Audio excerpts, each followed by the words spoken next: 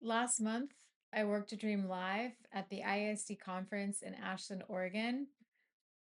So cool. Uh, what I love about this type of event is what creative process comes into the container. So I know some of what I'm going to do.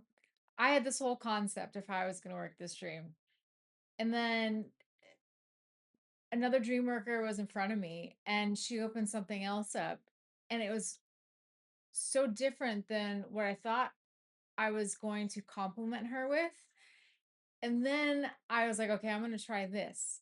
And then I get in front of the dreamer and I just, something else took over. And I just knew I had to go in a different direction. And that's the trust of just being skilled in working dreams for so long. You have all these different ways of holding structure and foundation.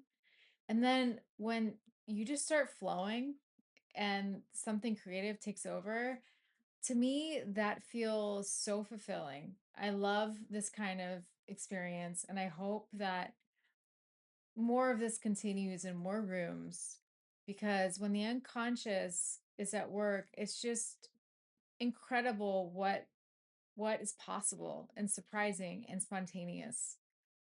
Um, yep. I'm really reflecting on that. And there was no script, just a bunch of people that love dreams and have a ton of knowledge and a ton of wisdom, and the capacity that was held in that room for this dreamer was just incredible. So if you get a chance, I think it was recorded at the conference. I am not sure about that, but I think it was. So you can check it out, and hope to see you at the next conference in Atlanta, Georgia.